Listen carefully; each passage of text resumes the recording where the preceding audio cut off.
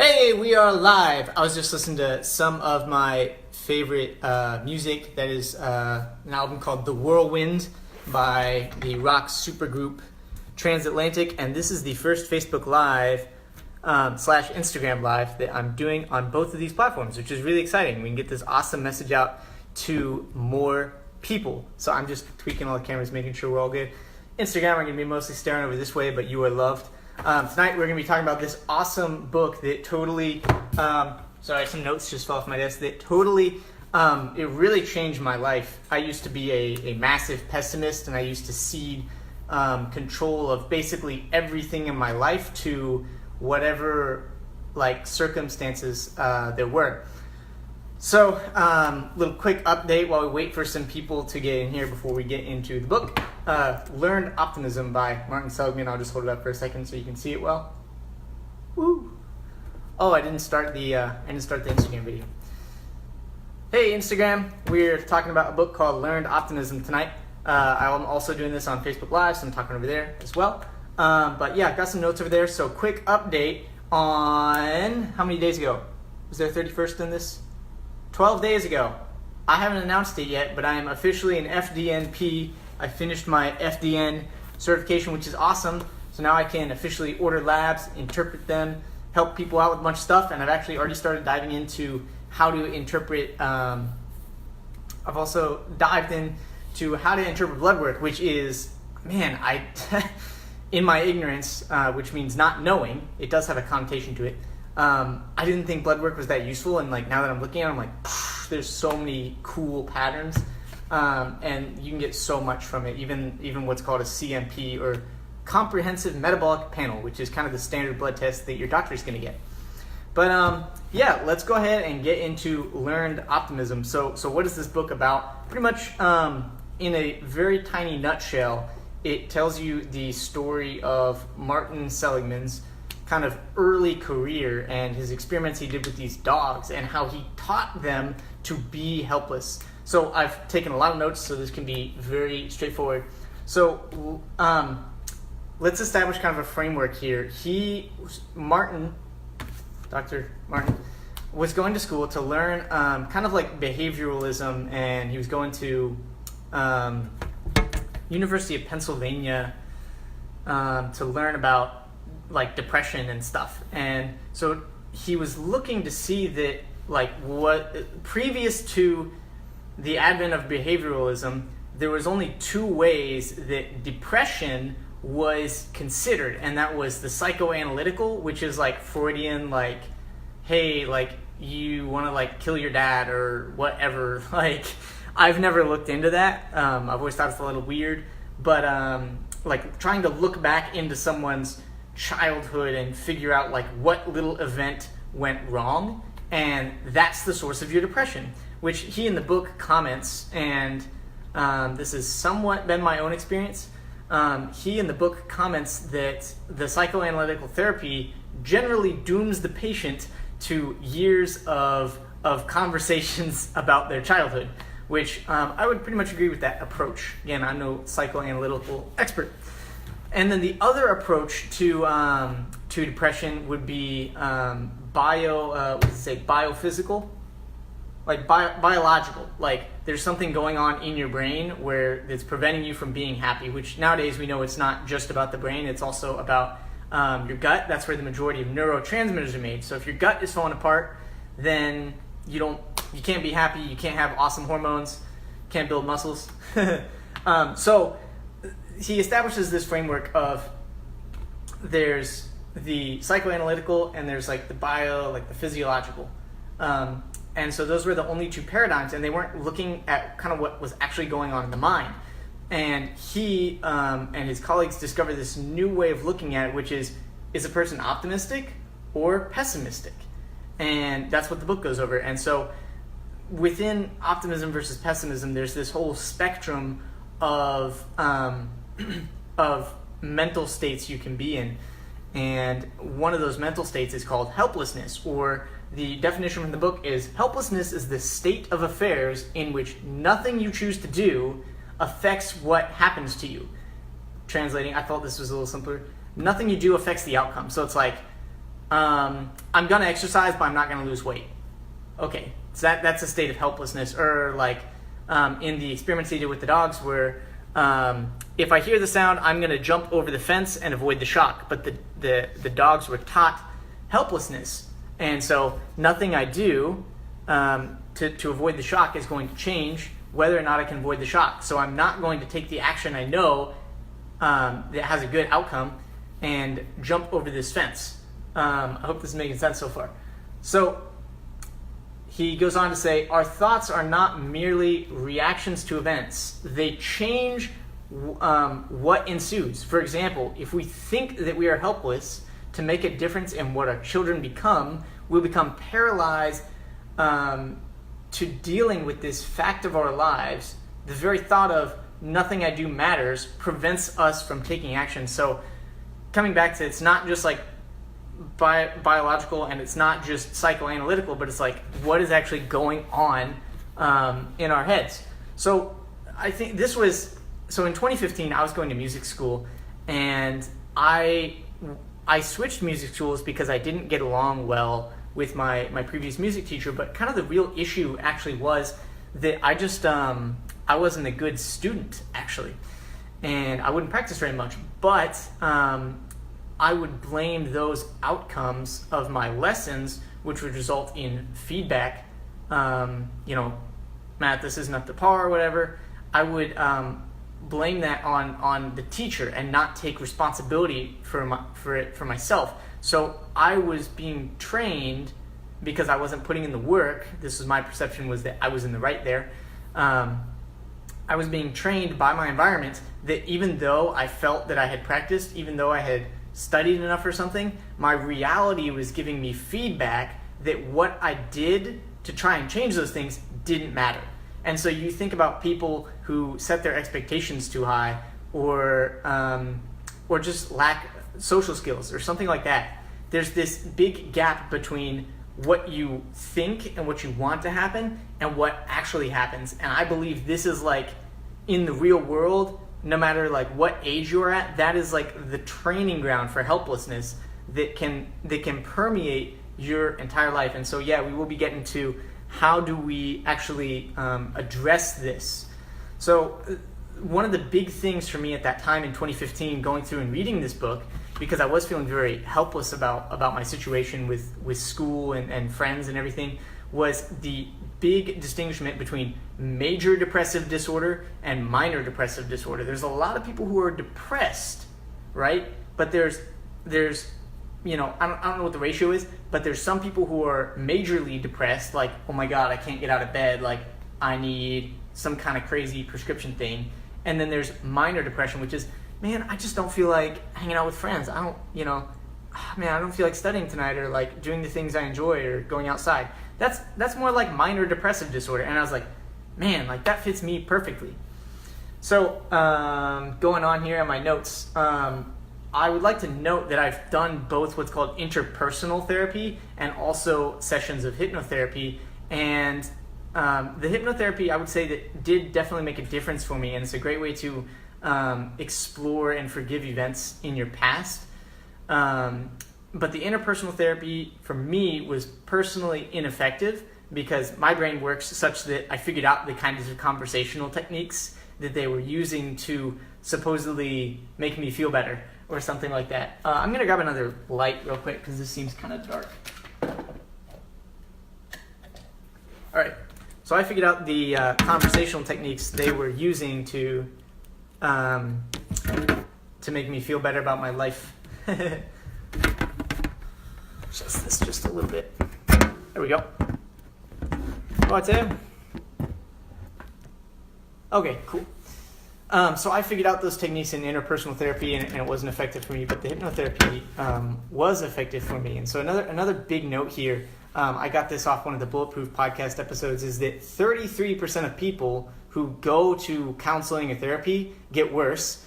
Another 33% don't change at all, and another 33% actually do get some kind of benefit out of it. And so it's like, if you look at that versus like what's taught in this book, it's like there's a 66% chance nothing's going to change or you're going to get worse, which I was like, well, dang, maybe there's something else we could do. And there is something else we could do, which is topic of this book. So now I want to get into the experiments he actually did in this book, because it was very interesting when this like clicked for me. So basically, he came into Martin Zogby came into the lab his first year of graduate school, whatever, and they had these dogs there, and they were doing this behavioralism experiment where they hear a shock, or they don't hear a shock, they hear a sound, and then they receive a small shock, and so in the brain these two things are happening back to back to back to back, and so that trains the dogs that when they hear the sound, then they're going to get shocked, and then they were going to do something else with them. However, they accidentally made the dogs pessimistic. They actually made the dogs helpless. They're like, every time I hear the sound, I just get shocked, and no matter what I do, I get shocked. And so they had this.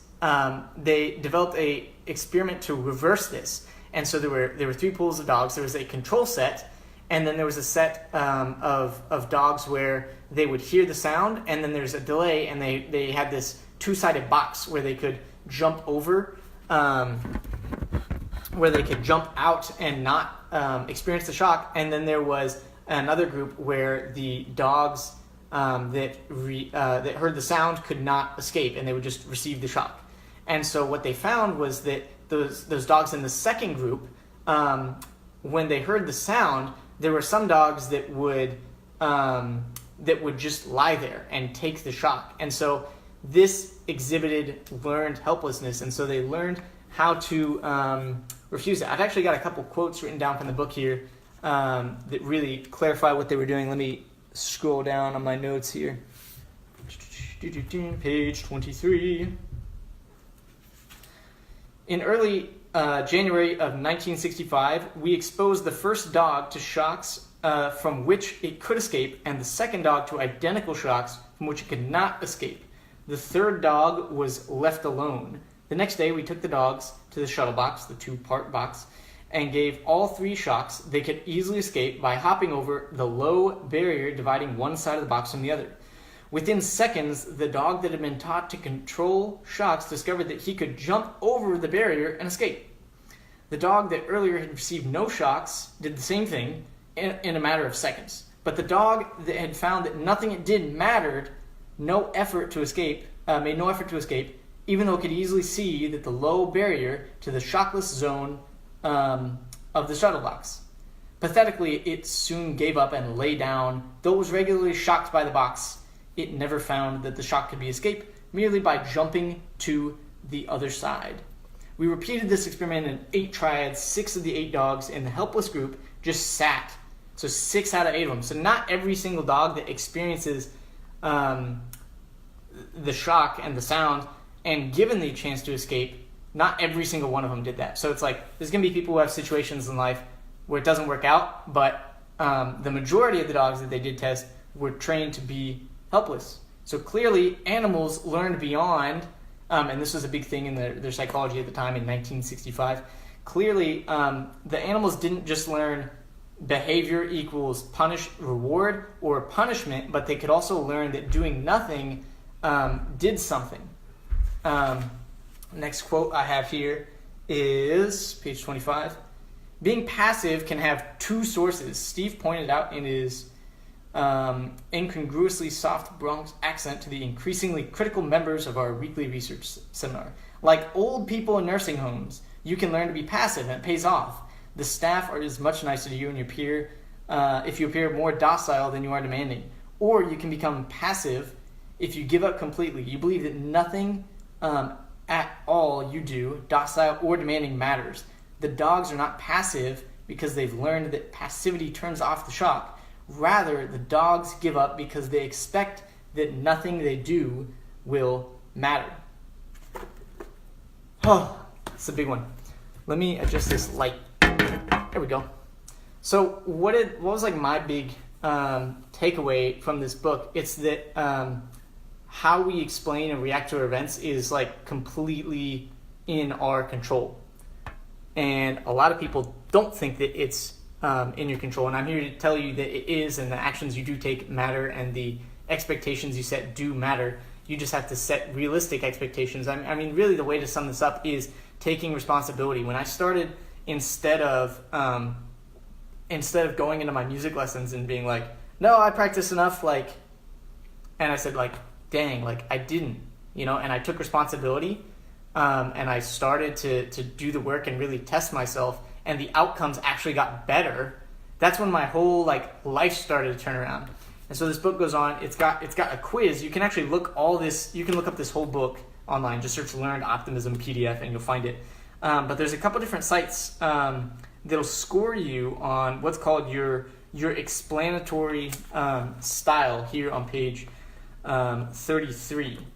And what the explanatory style does is it informs you how you react to events. And so there's kind of 3 parameters that we look at events with. So again, pessimism or optimism. So the first parameter is permanence. How long does it last? Oh, I lost my job. Pessimistic reaction would be like, oh, everything's gonna, like, I'm never gonna have a job again.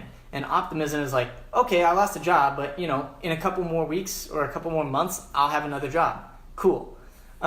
So it's like when you're going through life and there's some kind of bad situation, for how long does it actually affect you? Like, be realistic. And we'll get into the actual mechanics, the step-by-step process you can use to test whether these beliefs you have about your situation are true or not. And so the next thing is pervasiveness. So you lose your job.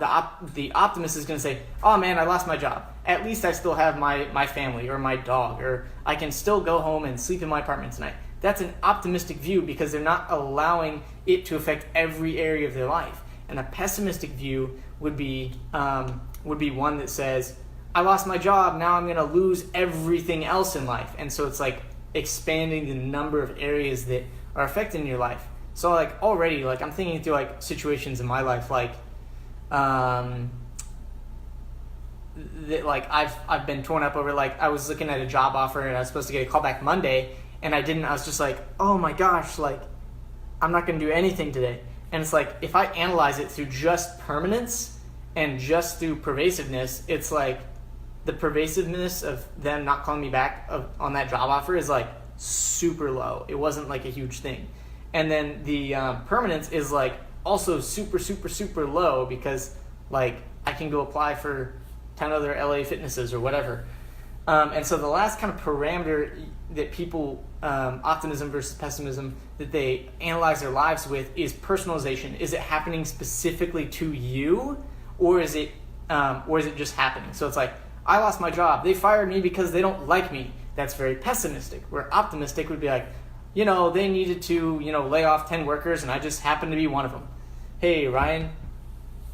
So how do we fix this? Honestly, I didn't go through this exercise too much because just learning about the dogs and how you can learn to be depressed and learn to be helpless and learn to think, even though it's not true, that your actions don't affect the outcomes you have in your life. There's a little framework you can have, and I actually, where is it? I started keeping a little notebook with me, and this has been super helpful. So there's like some stuff I'm working on right now, and whenever I'm like thinking about doing something or not doing something, I can just take this notebook and I can start to write down all of my excuses. And this is by Moleskine. It's small. They come in a little 3-pack. You can see how thin it is, and like I can just throw that in my back pocket, and I can keep everything. Like, this is everything I want my life to be, and just some other like notes for the stuff I'm working on. And I always have this with me. I can write that stuff down.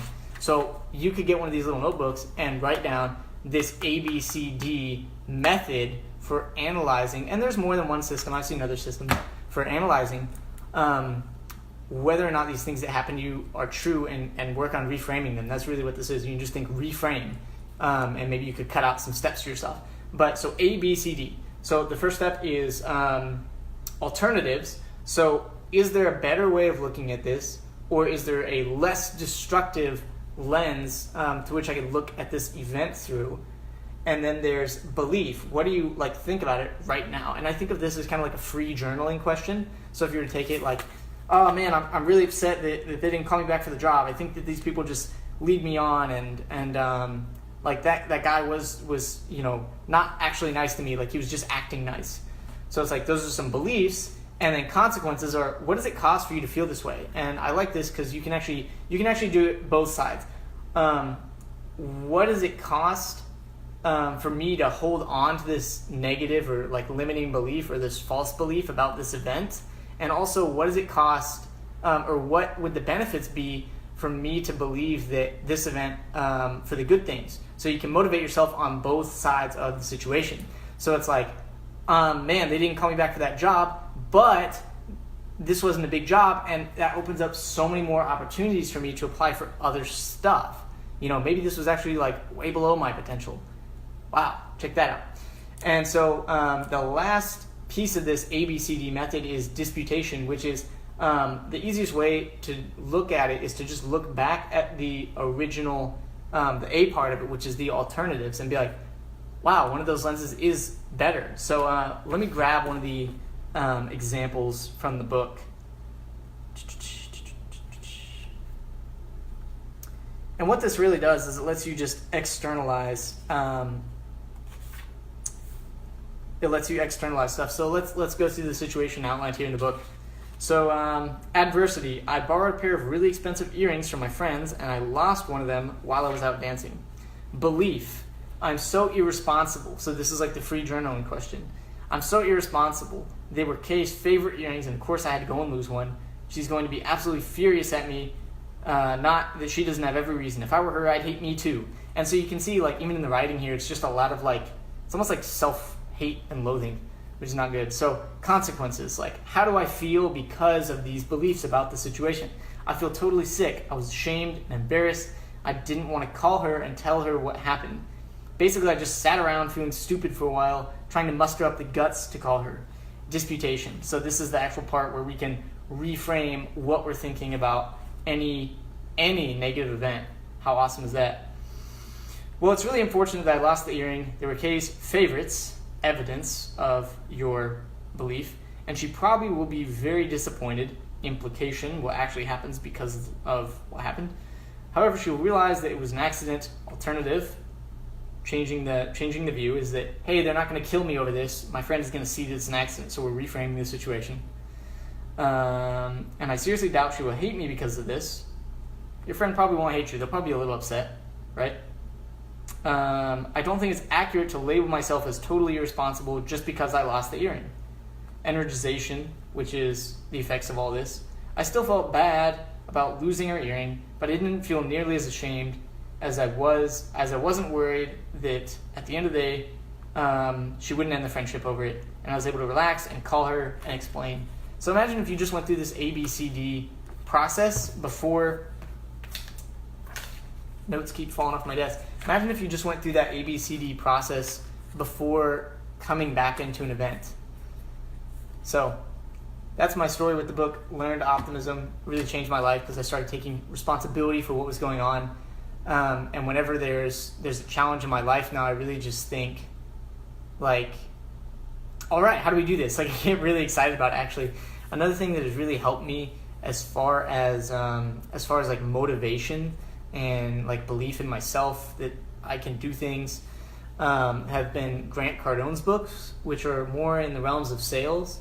If you're looking for just like a straight up like motivation book, the 10X Rule is a good one. Be Obsessed or Be Average is a really good one. That's more story driven. But yeah, and if you just need to work on like how you feel about yourself, there's a book called, it's a short book. It's called Self-Esteem. I actually want to look it up real quick. I think it's called On Self-Esteem. And if you just search On Self-Esteem, let me see real quick. Self-Esteem.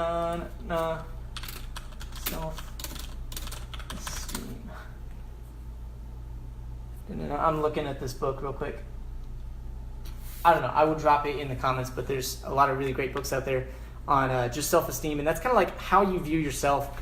And if you want to get really like fancy about how you view yourself and go into like visualizations and stuff, there's a really cool book my friend recommended to me. I've gone through most of it, called Psycho-Cybernetics, which is a lot of visualization principles, and visualization can also be a great tool for all other things. So thank you guys for joining me tonight. I hope you learned something. This is a great book. Definitely worth the read. I mean, honestly, just pick it up and just read the first 50 pages. Just the first 50. I'm not even going to ask you to read the whole thing. I didn't finish the book either. You can see that the bookmark is actually at page... The bookmark's at page 229 out of like 315. So I never finished the book, but I still got a lot out of it. So just catch those first 50 pages of the book, and it will probably change your life. So heal, encourage, inspire, and I will see you guys next time.